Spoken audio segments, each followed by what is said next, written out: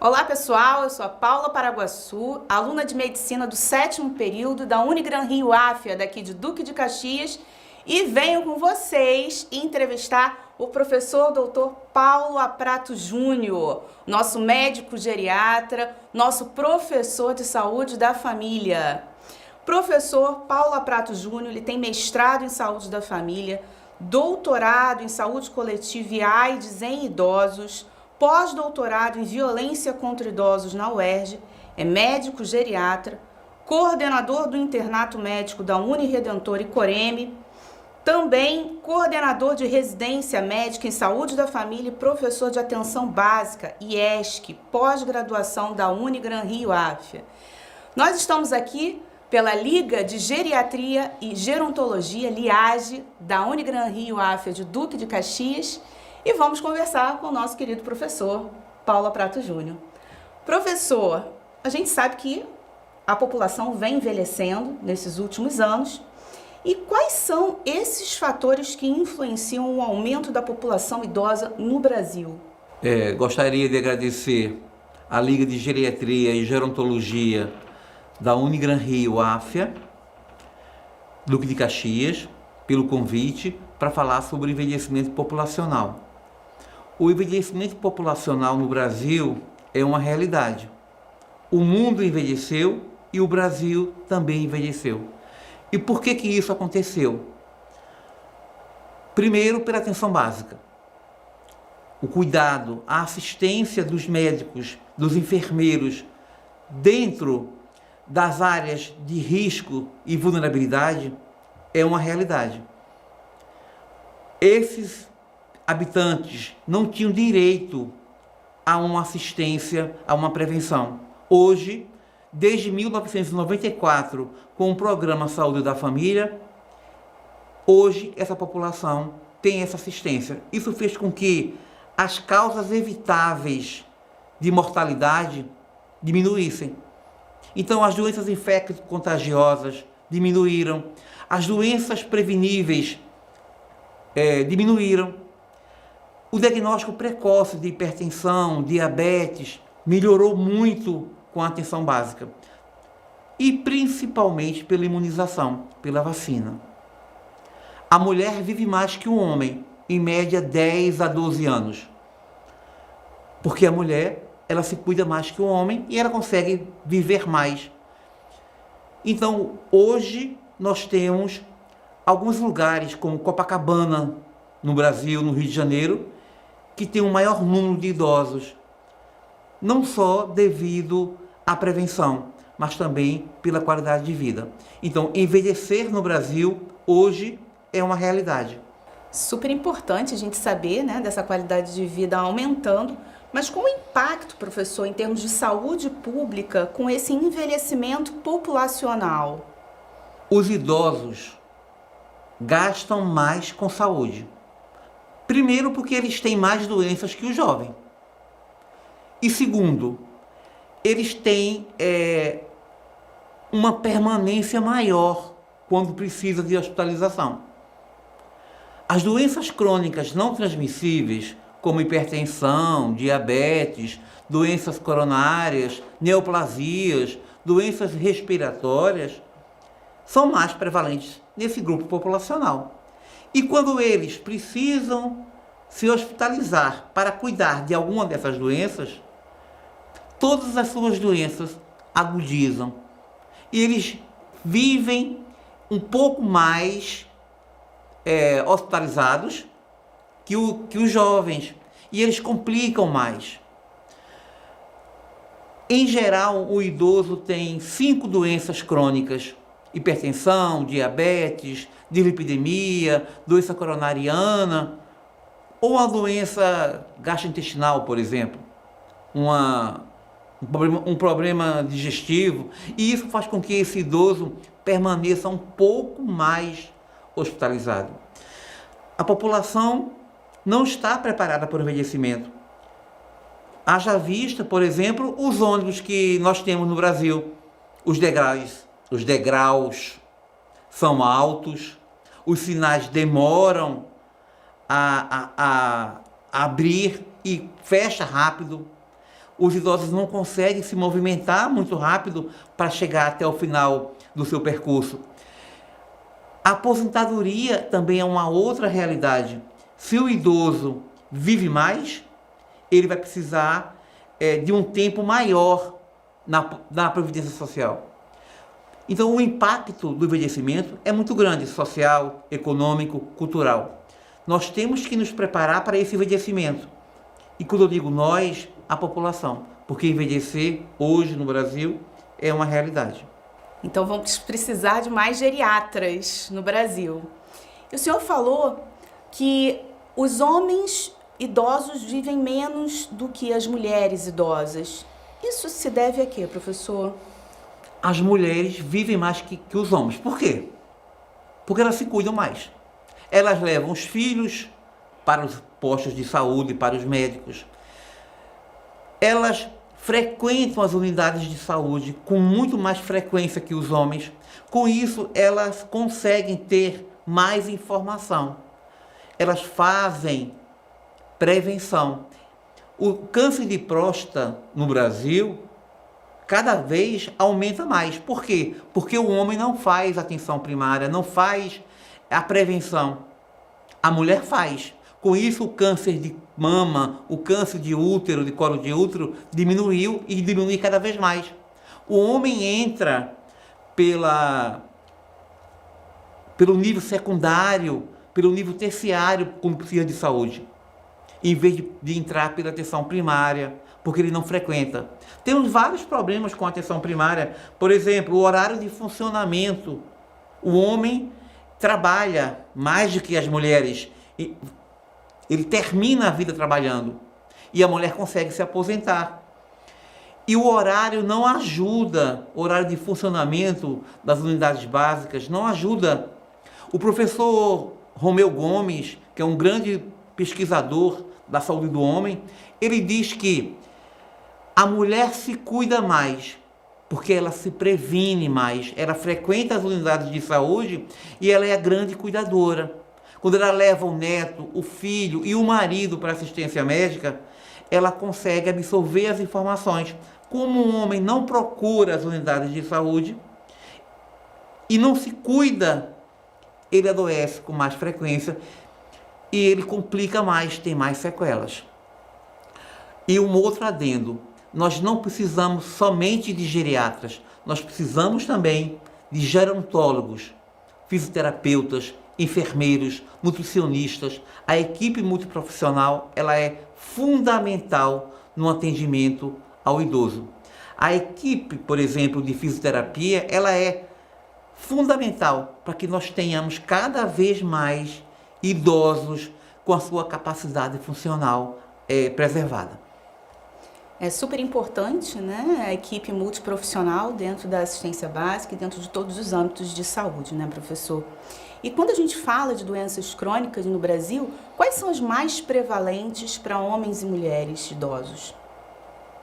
Doenças cardiovasculares, a hipertensão arterial é a principal doença e a maioria das pessoas, ainda, tá gente, é uma realidade, a maioria das pessoas que tem hipertensão, metade, 50%, desconhece que tem a hipertensão.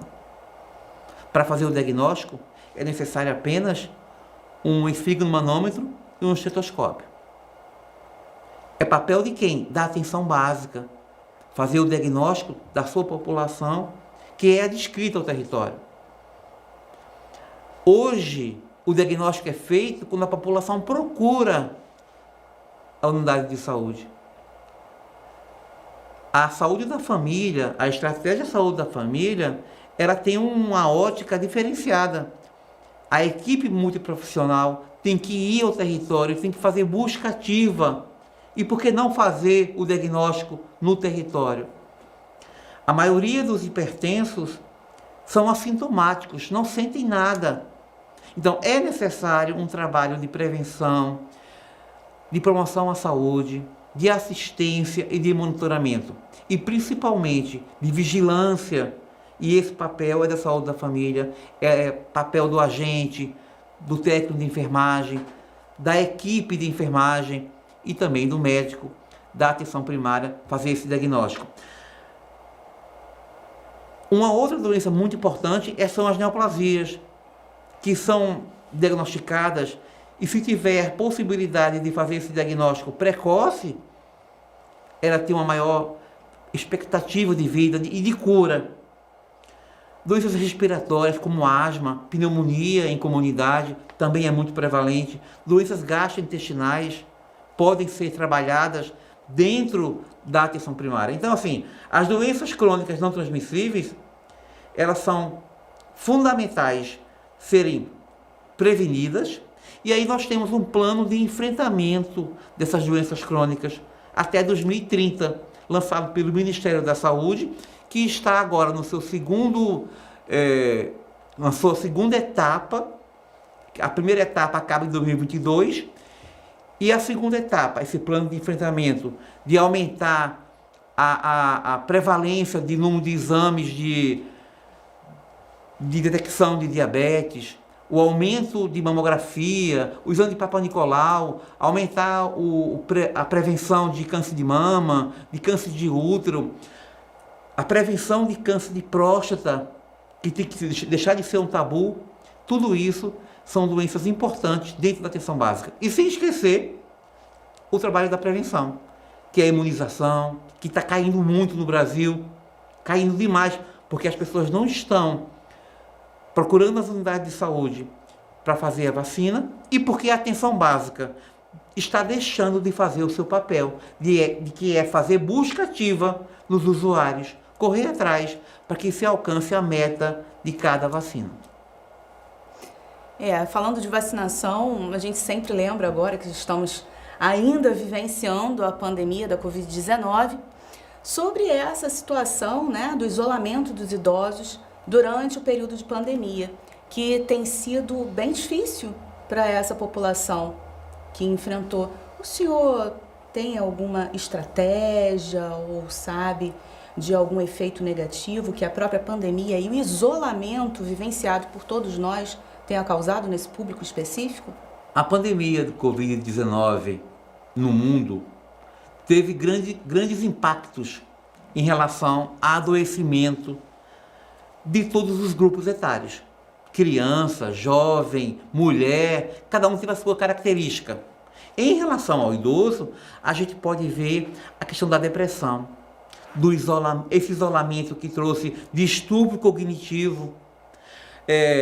Eu vi idosos no consultório que estava super bem em termos de memória, em termos de capacidade funcional, e pós-pandemia a família começa a perceber que esse idoso está recluso, está com depressão, está com déficit de memória e muitas vezes já está com um quadro de demência, quadro demencial. Então, esse grupo etário teve várias repercussões. Agora, não teve outra opção. Eles eram o grupo mais vulnerável a ter Covid e ter as complicações. Tanto é que depois da vacina, ninguém virou jacaré, né? E todo mundo que teve depois a doença com a vacina não teve nenhuma complicação, né? Então, assim, a vacina foi importante, e antes da vacina nós tivemos que, infelizmente, isolar esse grupo que foi extremamente vulnerável e que sofria o maior risco. A vacina salva vidas, viva o SUS, né, pessoal? E sobre o cuidado, o ato de cuidar vai muito além de estar simplesmente do lado da pessoa, né, professor? E será que a população está preparada para cuidar do idoso, para o envelhecimento populacional? Não. Envelhecer, como eu já falei anteriormente, é uma realidade. A mulher está no mercado de trabalho. Na década de 70, de 60, se dizia que o Brasil era um país de jovens. O Brasil hoje não é um país de jovens. Hoje o Brasil é um país de velhos. Basta você ir na rua. Você vê idosos caminhando, namorando, fazendo compras, vivendo. A mulher que era a grande cuidadora, era não, é a grande cuidadora da família, e essa mulher está no mercado de trabalho. Tanto é que diminuiu a fecundidade, diminuiu o número de nascimentos, aumentou a expectativa de vida, diminuiu a mortalidade. Essa mortalidade acontece por doenças crônicas, nesses idosos, mas a população, em geral, não está apta a cuidar de idosos. E aí, quando a gente fala de demência, por exemplo, de idosos com Alzheimer, idosos que precisam de cuidados assistenciais para comer, para tomar remédio, para dar banho, que são as capacidades funcionais, instrumentais de vida diária, a população não está apta a cuidar desse idoso. Até porque essa mulher que cuida do idoso é a mulher, ela tem que abandonar as suas atividades para cuidar desse idoso. E ela não foi preparada, ela não fez nenhum curso de cuidador formal. O cuidador pode ser formal e informal. O formal é aquele que teve um aprendizado, que foi capacitado. O informal é o familiar, que não teve nenhuma capacitação. E ela cuida da casa, cuida dos filhos, faz a comida, faz a limpeza, ainda tem que cuidar de um idoso. E aí nós temos que lembrar sempre da questão da violência psicológica, violência física contra o idoso, que é muito importante também a gente pensar nisso. A mulher não está preparada para esse cuidado, como também a sociedade. É necessário cursos de capacitação de cuidador formal e informal. E lembrando também as instituições de longa permanência para o idoso, que nós chamamos de LPI. As instituições de longa permanência para este grupo populacional tem uma equipe multiprofissional formada por enfermeiro, fisioterapeuta, terapeuta ocupacional, nutricionista, dentista, profissionais que podem atender esse idoso. Essas instituições não podem ser depósitos para ser idosos, para receber esse idoso. Essas instituições, elas têm que ter profissionais capacitados para atender esse grupo populacional que mais cresce no Brasil. O mundo inteiro, a Europa, o Japão, os Estados Unidos, Suécia, demorou 150 anos, 200 anos para envelhecer. Resolveu todos os problemas de saúde, saneamento básico, doenças infecto-parasitárias, educação. O Brasil não. O Brasil tem todos esses problemas de saúde, doença infecto-contagiosa, falta de saneamento, renda baixa, problema social e tem também o envelhecimento populacional. O número de idosos cada vez mais é maior. Rio de Janeiro, São Paulo, Minas Gerais, Recife, Porto Alegre são as capitais que têm maior número de idosos. Faltou Bahia, também tem um grande número de idosos. E por que isso aconteceu? Por causa da vacina, primordialmente, por causa da atenção básica e por causa, principalmente, da atenção básica. Então a gente tem que valorizar a atenção básica, tem que valorizar cada vez mais o programa Saúde da Família, porque é ele que cuida dos nossos idosos. E aquele grupo de idosos, professor Paula Prato, solitário, que vive sozinho, que perde a sua autonomia, existe alguma forma da gente ajudar esse grupo? Existe algum programa que a gente possa inserir esse grupo?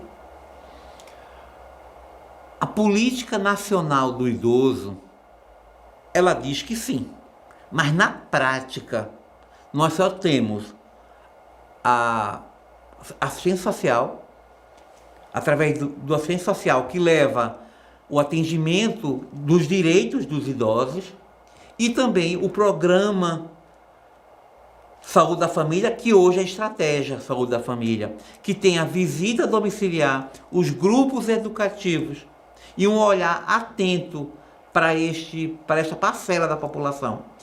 O programa que faz assistência domiciliar, o programa de atendimento ao idoso acamado é uma outra vertente. Ela faz um atendimento para o idoso acamado.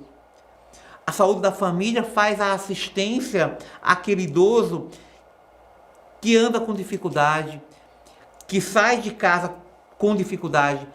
O que nós temos hoje, basicamente, é a Política Nacional do Idoso, que garante os seus direitos, o Programa de Assistência Social e o Programa Saúde da Família, ou Estratégia Saúde da Família, que busca ofertar prevenção, promoção, vigilância e monitoramento, além da assistência.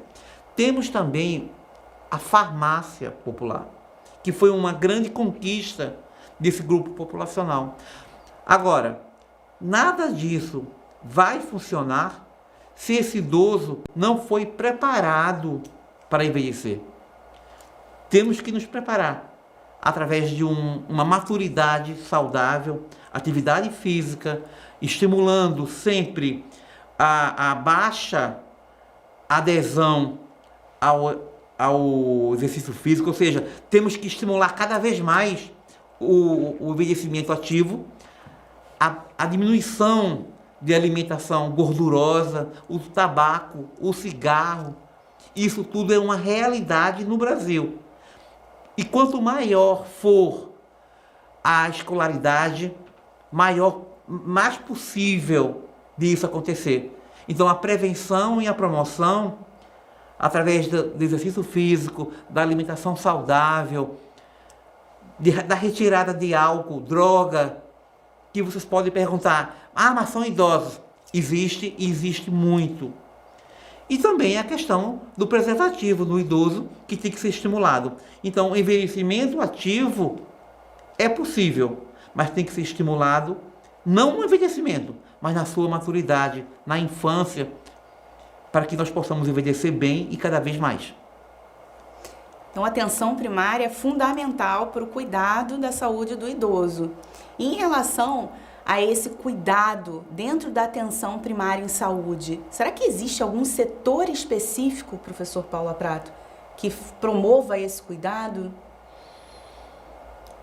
A estratégia Saúde da Família, dentro da atenção primária ou atenção básica, que é a mesma coisa, a estratégia Saúde da Família, quando ela entra no território, ela faz o cadastro de toda a sua população. Então, a equipe que trabalha dentro da saúde da família tem que ter aquele cadastro como um documento que vai mapear aonde nós temos os grupos da população vulneráveis e de risco. E o idoso acamado, o idoso que precisa de visita domiciliar, aquele idoso restrito ao leito, tem que ter um olhar atento da saúde da família. Nós podemos fazer grupos educativos, grupos de promoção, de prevenção, estimulando o envelhecimento saudável. Eu não vejo uma outra instituição, um outro órgão dentro da saúde, nem da educação, que possa fazer um trabalho melhor, sem ser o Programa Saúde da Família ou a Estratégia Saúde da Família. Quando eu falo programa, foi o primeiro nome que foi dado em 94, que foram os municípios de Londrina, Porto Alegre, Niterói, que criaram esse programa. E em 95 veio o Ministério e cria o nome Estratégia para diferenciar do programa. É tudo uma coisa só. Enquanto que Estratégia é um programa de saúde para sempre, o programa pode ser provisório. Mas isso no dia a dia não importa. O que importa é a atenção que tem que ser dada a todos os grupos etários. E o grupo do idoso, ele merece essa atenção. Se nós alinharmos o nível assistencial primário junto com o nível assistencial secundário, com a presença do geriatra, com a presença do fisioterapeuta, da nutricionista e mais o neurologista em casos que precise de uma atenção especializada, nós teremos uma assistência integral, que é tudo que a gente quer. Pessoal, cuidar do idoso não é fácil, não. A gente precisa realmente de uma equipe multiprofissional nesse âmbito, né? E a Estratégia Saúde da Família vem com tudo. Mas em se tratando de saúde e qualidade de vida do idoso, a gente sabe que nesse público em especial eles usam muitos medicamentos e a polifarmácia é uma realidade que a gente precisa evitar. Como evitar, professor? A iatrogenia, o que significa? É um erro. Em geral se fala, é um erro médico. Não, é um erro que qualquer profissional da saúde pode cometer. Até um não é iatrogênico. Eu vou dar um exemplo. Eu atendi um senhor no consultório que ele tinha 3 netos. O prazer dele era levar os seus netos para a pracinha, para brincar no final da tarde. Ele começou a ter uma hiperplasia prostática. E ele tinha que correr para o banheiro, porque senão ele se sujava todo. Procurou um geriatra, e o geriatra falou para ele: o senhor é muito velho para fazer a cirurgia de próstata. E ele ficou isolado, ele ficou deprimido, não saía mais. O único prazer que ele tinha de levar os netos no final da tarde para a pracinha, ele já não fazia mais. E até que a filha levou ele para um urologista. E o urologista falou: o seu risco cirúrgico não é pela idade. Vamos fazer os exames. E olhe, ele tinha condição de fazer a cirurgia sem grandes riscos. A gente não pode confundir idade com risco. Idade não é risco para a cirurgia. Ele operou e ele resolveu bem o problema, ele voltou a fazer suas atividades. A iatrogenia, ela pode ser aditiva quando eu associo um medicamento, uma terapêutica. O idoso, em geral, ele tem 4 a 5 doenças. Em geral, ele procura vários especialistas. Um cardiologista, um reumato, um endócrino, um gastro, procura fisioterapeuta. Então, ele toma vários medicamentos. Esses medicamentos, eles se somam. Eles podem se somar e provocar efeitos adversos. Em geral, esses profissionais não conversam. E cada profissional vê apenas o órgão. Um vê o coração, um vê o osso, o outro vê o estômago, o outro vê o pâncreas, e eles não conversam. E as medicações são prescritas, em geral, excessivas. Muitas vezes placebos, que não tem a menor finalidade. Então, quando a gente vê aquele idoso que toma diversos medicamentos, frente e verso de receita, a gente pergunta: o que é vital? O que é necessário para que esse idoso possa viver bem, com qualidade? E uma coisa fundamental, medicamentos que muitas vezes são prescritos e que não tem a menor necessidade. A gente tem que sempre trabalhar com a desprescrição, tirando medicamentos que não é necessário. E esses profissionais têm que conversar. O geriatra tem que ser o maestro dessa orquestra.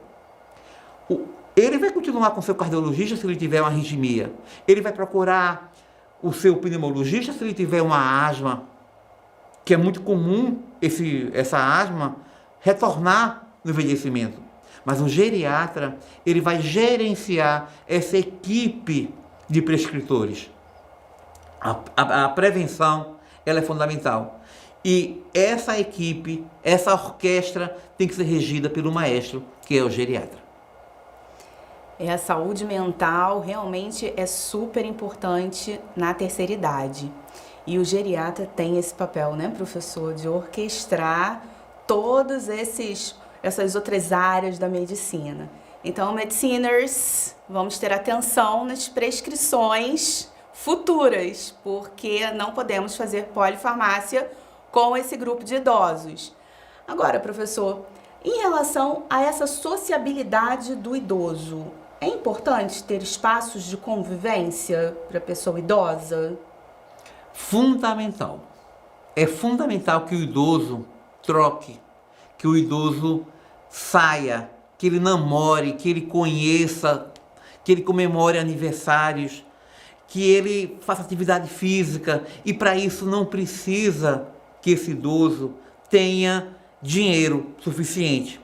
Por exemplo, nós temos vários programas municipais, nós temos várias academias de saúde em praça pública. Nós temos, em geral, nessas praças públicas, com academia, professor de educação física, que é fundamental. Eles não podem fazer atividade física sem a presença desse educador físico. A socialização faz com que esse idoso não fique deprimido, que ele faça amigos.